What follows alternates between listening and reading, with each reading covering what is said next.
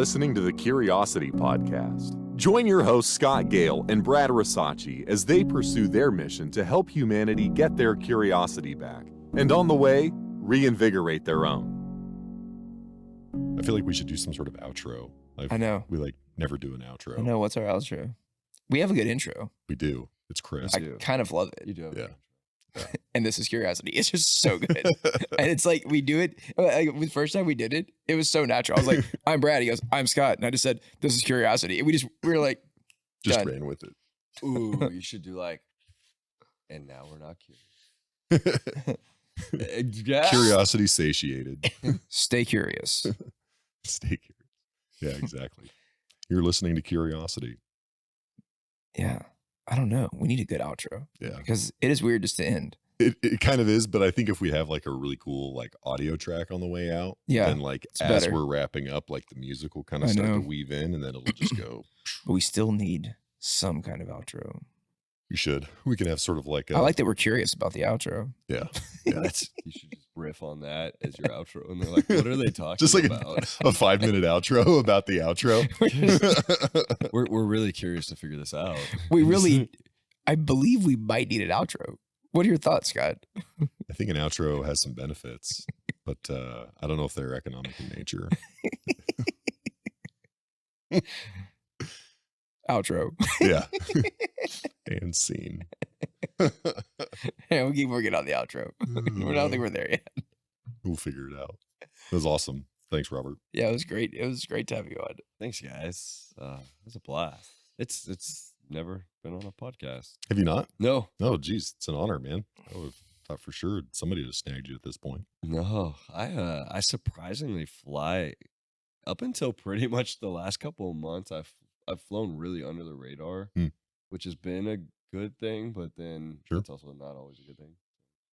Give and take. But yeah, I do a lot of articles, which I find.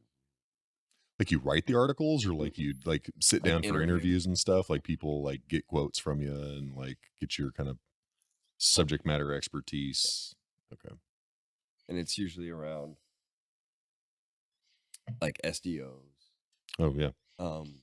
Tech, like innovation hubs. Weird. I rarely get asked anything.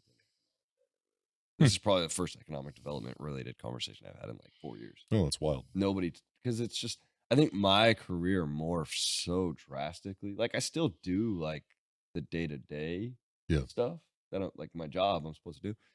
But like we've explored, excuse me, and opened up this whole new world that like is so fascinating, and the returns they're coming at such a pace that like this is the evolution. And I say that to people all the time in my industry that are like friends that I've known for years that are like hardcore traditionalists. And I'm like, man, you guys are like, was it beta?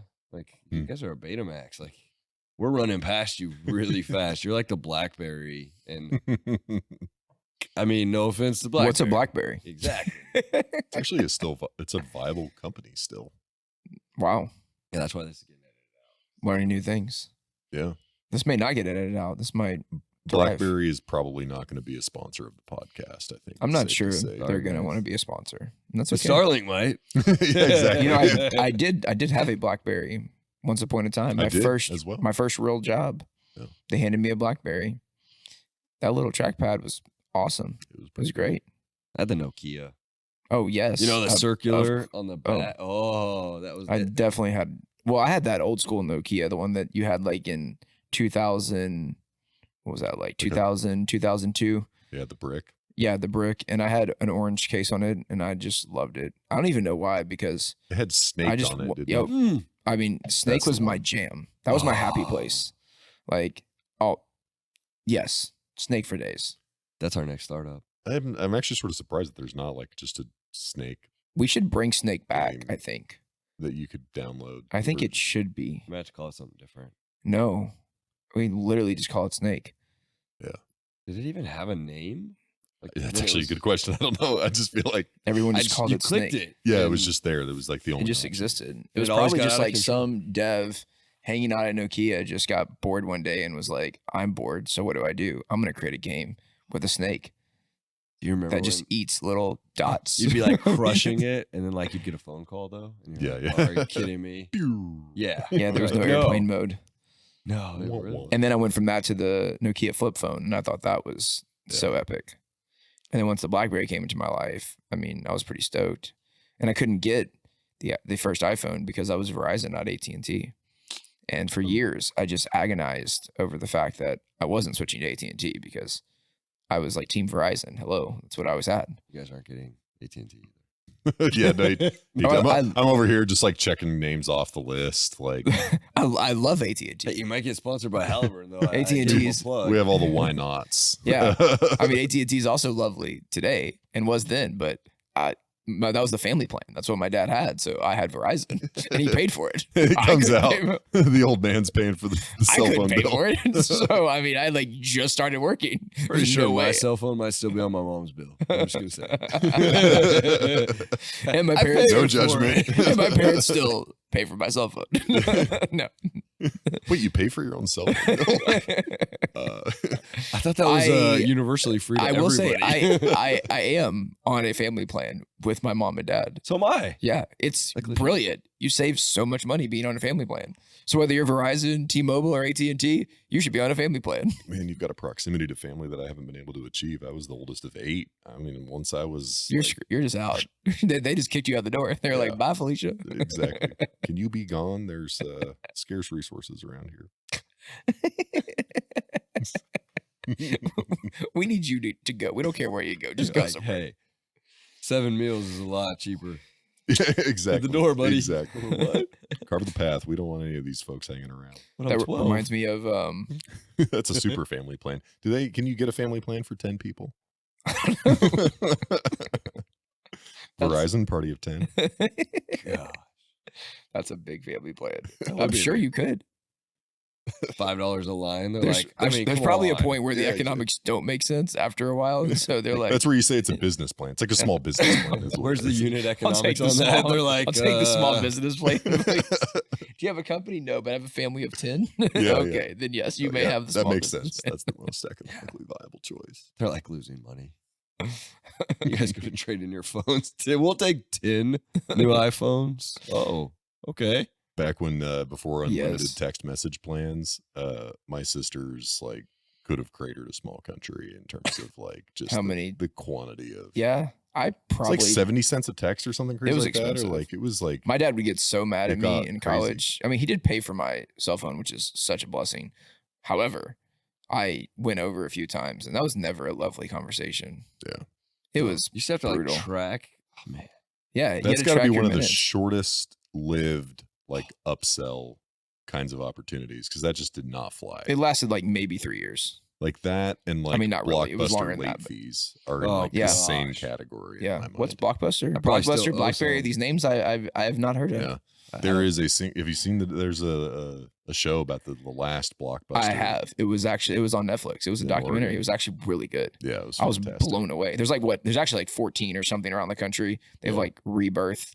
Are into they this- starting to kind of come back the other way? Well, I wouldn't say come back, but they do exist. There's a handful of them. I don't know how many. Okay. There's a handful of them that exist It was in a real real life. nostalgic piece. Yeah, Like, it and was it's just and like- it's totally nostalgic. It is just people who actually want to go and rent a movie. Like, who even has a VCR well, to play a VHS? I've got a bunch of VHS tapes like kicking around still. I don't even have a TV, let alone a VHS player. So yeah, you're a bad example. I haven't had a TV in like almost 10 years. I don't know if it was so a joke, but I thought somewhere that you could buy like a scented candle that was Blockbuster scented. it's kind of like a real amazing thing. though, because that popcorn Yeah. smell, like the Mhm. butter when you walked in, lovely. I mean, Hollywood Video too think about had like a great smell. curiosity, like back to this whole thing. But seriously, Oh, we can dive into What did- hanging out at the movies. what did you do? Okay, maybe this was my life growing up. Every Friday, if I was good in school, so it wasn't every Friday. But So, like, in theory, Twice a year? Yeah, yeah. Right. In theory, every Friday, my mom would pick me up. And if I was good at school, so once a month, I would get to go to Blockbuster. And she would say, rent the 2 video games you want. And I Oh. would run up, just scanning through all the different games, all the new releases, get the 2 video games. And typically they were already gone because we would go later in the day. Well, that was a bummer. So I ended up having to play other games.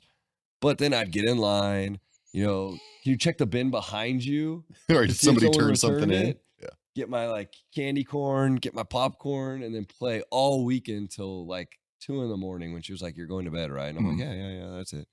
And I would play till like 2 a.m. Wow. But you like, just talk about like exploring the world of like how cool. And then the golden era of growing up. You just resurfaced like emotions and feelings in my soul of like on my PlayStation. I can remember standing in there with my mom. Like, yeah. And now I sit there and I have a 6-year-old who's like, "Can't you just buy it on the thingy?" I'm like, "What thingy?" He's like, "Online." Like, where's the passion? Yeah, where's the PlayStation excitement? Network, like you just sort of scan through and totally different experience. Yeah. Well, the role of technology and how it's completely reshaped what experiences are. The experience was growing up in a small town in Texas. It's called Movie Shack. You went down to Movie Shack. And I mean, we like hung out there. It was a social outing. Yeah. Like you would go there and there would be other people from your high school. Because you had to go somewhere to collide with a friend. You couldn't connect. Yeah. There was no other way to connect. And we would we would just hang out there for, 30, 45 minutes, not all night. We'd hang out there for a bit because like one of our friends would work behind the counter. And so we'd come see them and then we'd grab our movie and we still paid for it and get it for free. But you'd give them your $2 or whatever it was for the movie. And then everybody'd go watch the movie. Like it was so cool. It was actually a really cool, meaningful, like just human interaction. Totally took it for granted too. How quick has that experience like dissipated? It would sort of seem like, I don't know if it's like time for that like reboot, but there enough time has passed where there's like enough people now on this planet who have never had that experience that if they had that experience, that it would be like, so I mean, I guess what's will the pendulum swing? Yeah. It might look different, but will there be a day when someone's like, y'all have the most innovative novel idea? The year is 2125. And I just thought of what if we took all this streaming content and put it into these little chips, a discrete, and had a physical store where they existed. Wouldn't that be so cool? Meanwhile, like, isn't there like a Blockbuster in Oregon that's like still kicking around doing that? Like, meanwhile, great grandfather who's like 98 is like, once upon a time that actually existed. So awesome. Yeah, well, if you watch kids, maybe it's not the generation behind us, but the next generation. Like I watch my 6-year-old and his friends that he's been on the same soccer team for 3 years with the same kids. And I watch the way they interact and I'm like, dude, you guys are so old school. It's amazing. But they do. I mean, none of them talk about being on their iPads, or none of them talk about being on their Switches, their PlayStations, or this or that or this. What I watch them do is walk around with like toys, and they bring them and they show each other them in like this really old school fashion that I'm like, maybe as we've gotten older, because we grew up in that tech world of the emerging tech, where we're kind of trying to pull our kids back because maybe we got a little bit smarter and we're like, there's got to be a balance, because we were the first generation to be all in. Think about it. Like, and just sort of be anchored in sort of a non-tech sort of world and like sort of watch that. I mean, I remember, I distinctly remember because I spent some volunteer missionary time in Brazil. So I was gone for 2 years, and wireless internet like was invented while I was gone. So I like came home. I had done my freshman year of college, where they like, as a part of your onboarding, they give you an Ethernet cable so that you can like plug into the network. And when so I was gone 2 years, came back, my sister sitting on the couch with her laptop. I was like, hey, what are you doing? Like sort of confused as to like how like an isolated computer could be working. She's like, oh, like I'm on the internet. And I was literally like, how? I was like, you're not plugged into anything. Where's your Ethernet cable? She's like, I'm on the wireless. I was like, I don't know what you're talking about. Like, I was just sort of like, this just distinct memory of like being literally coming from a place in Brazil, like very sort of far behind. They had internet cafes and stuff. Like the only way that you could, you'd have to go into the shops and like rent a computer by the hour or whatever. That was how we'd email.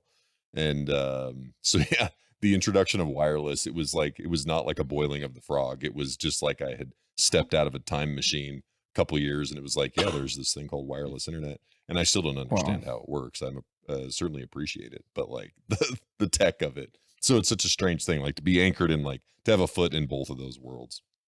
Yeah.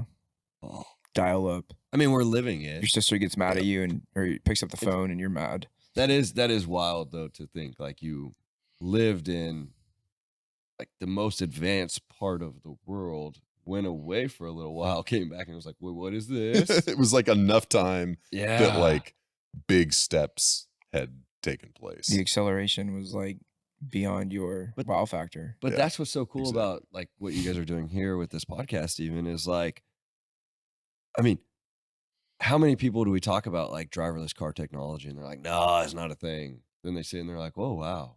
Just showed up. Now let's take that to these other places who are still, golly, trying to, whatever they're trying to find. Yeah. Like, they're trying to get wireless internet or just internet. And then you're like, look, my car drives itself. And they're like, those big leaps forward, they'll learn from kind of they don't have to take that entire journey to kind of get to the most salient parts of it. They get kind of the Reader's Digest version of it. But your experience was that. It really was that. You didn't get to watch the journey for 2 years. Right. You woke up and it was there. That's so cool. Just in my living room. Yeah. It was weird. That's very rare. Most people don't get to experience that. It very much stands out to me, and so can empathize with some of that. But it was just pretty fascinating. It's like you took a nap and you woke up and there was Wi-Fi. It just showed up. And you tried to pick up the phone to knock her off the dial-up and you realized it didn't work anymore. Right. Exactly. Such a bummer. Exactly. You got to find new ways to mess with the sister. God. Dial-up. Don't remind me. Is anybody going to get on the phone? Because I need to do some homework. Exactly. I need to upload my 12 kilobyte paper. It's going to take 30 minutes or whatever it was. Could you imagine trying the to distinctness of that sound? I mean, AOL Messenger all day. What were y'all's AOL names? So there's this Val Kilmer movie called Top Secret ! Okay. It's one of his first movies, like made in like 1984. Okay. And it's this spoofy, like airplane kind of style movie. And it's kind of like a James Bond spoof. All right. And one of the characters, it's a bunch of French guys. One of the guys, his name's Chocolate Mousse. Okay. And it is moose like the animal. That's amazing. And so MOOSE. So Chocolate Mousse was already taken. So I was Chocolate Mousse 17. Naturally. Why 17? Because that was the next order. Was the day of my birthday. Perfect. Yeah. I was born on the 17th. Love it. Robert, you? I had 2. Ooh. So I riffed one of my friends because his name was so cool. He went by Da Show, like DA Show, like because he was the show. And I was like, dude, amazing. So I was Da Show 800. Okay. And then why the 800? I was an 800-meter runner in college. Okay. Oh. I ran the 400. Not well, but. My wife was a pole vaulter in college. Oh, that's wild. Yeah. I ran as little as possible in college. Oh, and not in college, by the way. I ran in high school to stay in shape for football. What was yours? BR Baseball 02. 02 is for the year I graduated high school. And I played baseball. So I feel like everybody had to have a number at the end. Apparently. I didn't realize the number sequencing was such a thing. But I guess we all I just think wanted part of numbers. it was like you kind of just like put in the first thing that came to mind and it was taken. Yeah. Or it would like auto generate like, hey, you're the 43rd person to come up with this. Yeah. And we just sort of accepted it instead of like, okay, how do I like make this more creative? I feel like that was I think so. That was the issue. Yeah, it was great. It's a good moment in life. A lot of meaningful conversations happened over AOL Messenger. I mean, I think I even asked a girl out once on AOL Messenger, and I did. We dated in college for a bit. I think we dated about 10 minutes, but it's fine. Yeah, it was brief. Shortest relationship I ever had. It was AOL Messenger. They didn't have the algorithms to like match you up and stuff. It was just like free for all. It was you actually met humans in real life? That's so bizarre. Yeah. That's actually interesting. Sky and I have been married almost a decade coming up. in a few weeks, actually, November 19th. Congrats. And it's pretty amazing, actually. She's the smarter, cooler, better version of me, as you've all heard me say. And then when people meet her, they're like, she really is. I'm like, I'm not just saying this to be nice. She really is a smarter, cooler, better version of me. But all that said, you know, we were talking with some friends recently, two of our neighbors actually, and they were saying how like dating in a tech world, like you really don't meet other humans in the real world. You meet them on apps, and like they're like, that is just truly how things work today. And I am just like, it's kind of interesting to look at each other because we started dating 2010, so it was really pre, I guess, like dating apps. And if it wasn't, I didn't know they existed. So in my mind, it was pre either way. It's like closed my eyes and woke up and here it was apparently. But just hearing their stories, most of them horror stories, but some of them, you know, romantic and beautiful, but just like the whole dynamic of how you meet someone. Like I just think about the nature of a human interaction, right? Like the pheromones, the eye contact, like physical touch. I mean, all of these elements that kind of like stimulate the senses and like help validate or invalidate whether or not that's another human being that you really want to engage and interact with. And you're doing that virtually or digitally by looking at nothing more than a photo, apparently, that you swipe one way or another. I mean, I'm so ignorant to the subject, so many people probably laugh if this gets included, but like, it's just like, it blows my mind. I'm like, that's how you date in 2021? Sounds terrifying.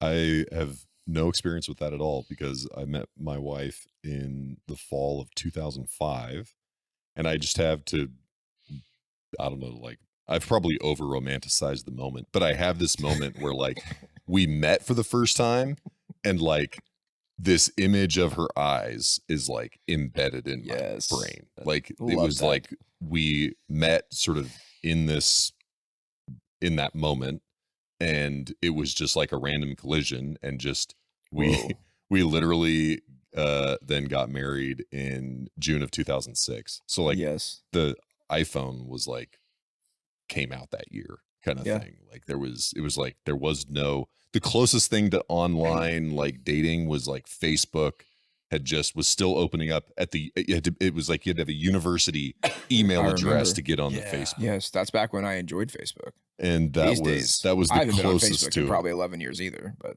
and so that was Instagram. That was the experience. So I joke my wife and I are a startup marriage. That's amazing. Tell us more about the setting. Like where were y'all? What was that moment like? So I had come back from my missionary service that I had mentioned that I was gone for 2 years. I came back to start my sophomore year of college. She was in her sophomore year of college. So we were out of the dorms, and we had happened to live in the same apartment complex. And every Sunday evening, they would have like a group get together for two of the buildings. They'd That's like cool. come to the gym, and like each apartment would like give a little bit of like an intro of like who they were, and like then they'd have like refreshments or whatever afterwards, and you just kind of hang out. So we were just like in the courtyard of like the apartment complex that we lived in, and it was just sort of like mingling, just like hanging out and meeting people. And we'd been there, we were maybe like 2 weeks into the semester or something like that. And so it was she's an identical twin, and her sister was there. She and her sister were roommates. And so it was sort of this funny, like I'd met her sister, and then like she had come around, and it was just this connection. It's incredible. Super cool. What's your wife's name? Nicole. Cool. Awesome. We've been married 15 years now. Boom. Nice. Congratulations. Robert, how did you and your wife meet? Well, we actually met at a football tailgate. But we've been married 10 years. Woo. We had 10 years, just a couple months ago. The year of 10s and 15s. I tell you, man. Love of my life. But yeah, I've never been on a dating app either. So it is kind of like a real fascinating world when I meet people. And I'm like, that's terrifying. My brother and his wife totally met on Tinder. Like, yeah. That's awesome. It's impressive. Yeah. But it is. I mean, that's what I can't imagine. Like, granted, there's a lot of factors that go into someone meeting someone. So, I mean, sight obviously is a thing, right? We're human by nature, but we are visual. I mean, it's one of our five senses. so visual creatures. Visual. It's kind of a big part of our sensory So makeup. I get the whole dating app thing. I guess I don't understand it because I've never been on one, but it just seems like, yeah, but what if there's that moment in time where you get to meet this person that like, there's a moment in time that I will experience that like some won't, like it's super cool. And like all those early like goofy dates. I mean, she was working at this like yogurt shop and I used to go every night. And I don't really like yogurt, but I got free yogurt every night. Yeah. But you know, those I don't know. It's just, I like the yogurt piece. They are rarer and rarer, those sort of experiences. And it is sort of, are we going to be like the last generation to like carry those sort of with us? And like, is there going to be I don't know. It just seems like there will be that pendulum will come back and forth. Yogurt was a part of Sky and I's early dating as well. Because on our first date, we went to get yogurt and I hated it. I think it was called red mango. And I thought it was like the nastiest thing I'd ever tried in my life. And I couldn't throw it in the trash fast enough. Red mango. Disgusting yogurt. I mean, it's probably not disgusting, but I was, whatever I was, 20-something years old, and I hadn't had a lot of yogurt. And I thought I just thought yogurt was really nasty. I like yogurt now, but it's back then. Red mango, are you any better? Or do you still suck? That's what your next podcast needs to be, is just like called Old Young Dudes Rifting. And just totally like, what are these like 80-year-olds sitting here? And Exactly. These big screen TVs are just getting bigger. Just total riff. Every time I turn around, there's a new big screen TV at Walmart. You remember that the big screens used to have the 3 color lights, the blue, the green, the red.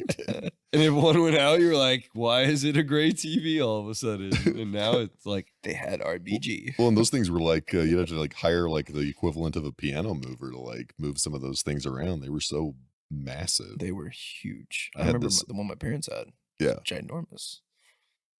It's an experience. And now kids these days are like, I don't even want a TV. I just want the iPad on. Yeah, like this guy. That's me. Yeah, Brad's over here like, I don't even own a TV anymore. Haven't in literally 9.5 years. That's crazy. 6?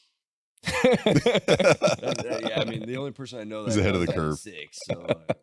So, like, what do you like for home entertainment? Do you just like it's just on your phone? Like, if you and Sky want to watch a Netflix series, do you just like tap into the same set of earbuds and just like watch the like little like 7-inch screen, or do it on a laptop? Yeah, which we don't even have a desktop. We only have a laptop. Okay. I mean, I get that. We also talk to each other. It's crazy. You know, we have conversations. Wow.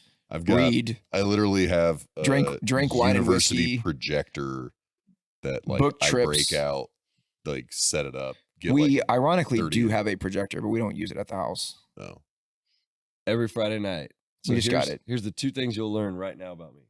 Every Friday night, my wife and I, we have a room, like a theater room. Mm-hmm. We watch a movie together. The opposite of me. We watch both of you. You have like a full-blown projector. So do 110 inches. We giant. sit way too close because the rooms are never built big enough. Right. But it's cool.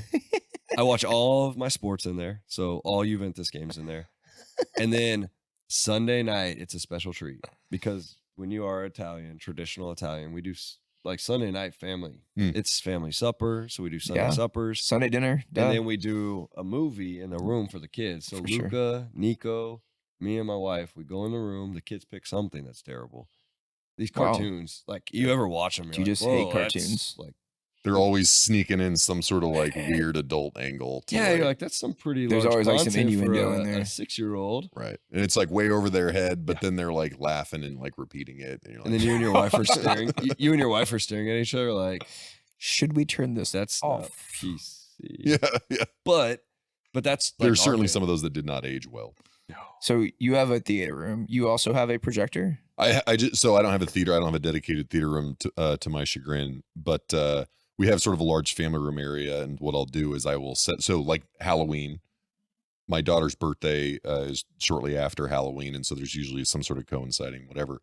But we'll be playing like Nightmare Before Christmas or like something like, and that's cool. I measured it. It's like 20 feet maybe is what the screen ends up being. Like it's just like a massive, just against the whole wall. So sometimes I'll pin up a sheet if I'm feeling into it. Yeah. Otherwise my builder's beige wall is good enough for for the quality That's cool. Oh yeah. We do have a projector I mentioned a moment ago, but only because for Sky's mom's birthday last year, mid-pandemic, we did Penny Palooza. It was just like the 6 of us. It was Sky, me, her parents, and then her brother-in-law, sister-in-law, or sister, brother-in-law, and the 2 niece and nephew.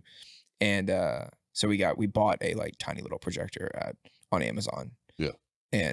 But we don't use it. It's just there. It's just. Although we did do a dive-in movie recently with my parents in their pool. Oh, That was cool. Fun. That would be fun. Play on drive-in in case you can get yeah. a dive-in Yeah, movie. I just really wanted to make sure that pun was got that. very, It very landed. well. I want to make sure it landed on the tarmac, and we're now exiting Taxiing the airplane. yeah, we're good. We're good. I love it. It was cool. And then randomly, her mom was like, "Hey, your aunt, Sky's aunt, gave me this projector. I don't know what to do with it." And I walk in the room, and it's just like super high end, like multi-$1,000 like projector. She's like, "Y'all want it?" And I'm like, "Okay." So, but it also sits in a box, but we do have it. We did break it out recently for a movie on the lawn on our Nice. on the 7th floor. Our neighbors have this like 1,200 square foot patio. It's stupid. Thank you for listening. Join Brad and Scott next time on the Curiosity Podcast. Onward